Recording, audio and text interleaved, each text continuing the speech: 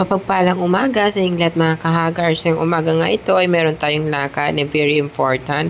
So yung mga kahagar, bago tayo umalis, syempre nag-prepare muna tayo ng ating dadalhin papunta ng Barangay Talulura dahil nga mag-cleaning tayo doon. So yung mga kahagar, syempre bago tayo umalis ng bahay, naglinis muna ako ng bahay. Syempre walis-walis dahil nga marami ang mga buhangin sa bahay at mga dumi-dumi. So habang naglilinis ako, syempre nakasalang din yung ating pinapakulong tubig dahil dadalhin na natin ito sa Talulura.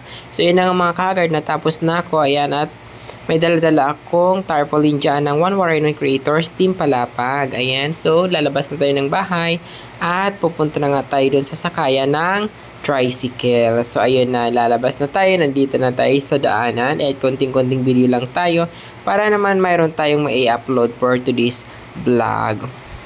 So ayun mga kahagar, grabe nga. So alas 6 pa lang, grabe na yung init-init na. So ayan, lakad-lakad tayo, konti-konting chika-chika sa sarili. Ayan, so bit-bit ko yung tarpaulin. And of course mga kahagard, nag-aantay na sa atin yung mga ka-team natin. Ayan, so di ko alam kung marami ba sila doon or iilan lang kami. Dahil nga mga busy yung ating mga ka-team, kaya hindi makakasama yung iba and malalayo din yung iba.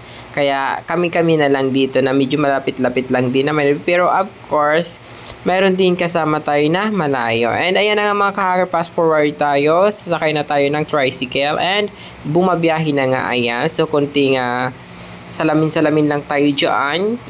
Diba? So ganun lang talaga.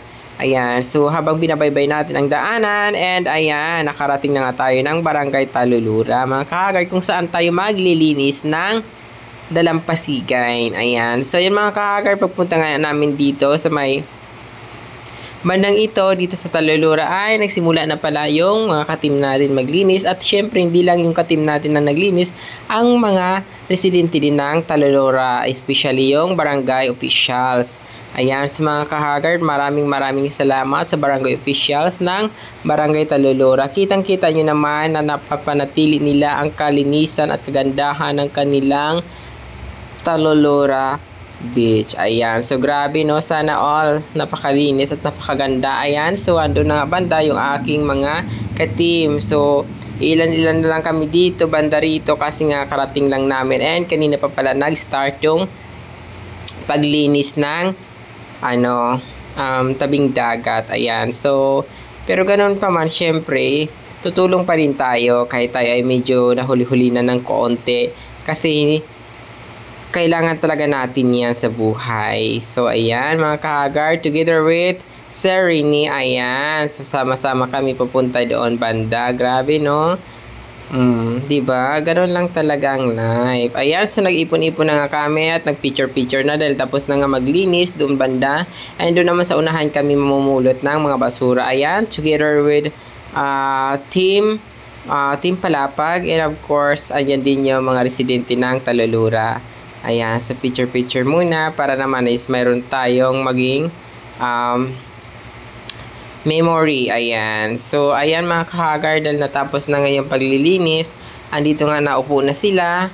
And magkakape daw muna dahil nga sila ay hindi pa nag-almusal. And maraming dala na mga pagkain dito ang team. Ayan. So, andito din si Mami Muna. Dumating din sila. And may dala din silang maraming pagkain. Ayan. Maraming salamat sa sobrang suporta mo sa team natin, Mami Mona. Maraming salamat. Ayan, kain-kain tayo dyan ng bonggang-bongga. Ayan, at syempre, natapos na nga ang ating gawain dito sa Talulura at uuwi na tayo. Dahil nga, marami pa tayong mga obligasyon na gagawin. Maraming salamat, Team Palapag, Team One Warrior Creators. Love you all, guys. Bye!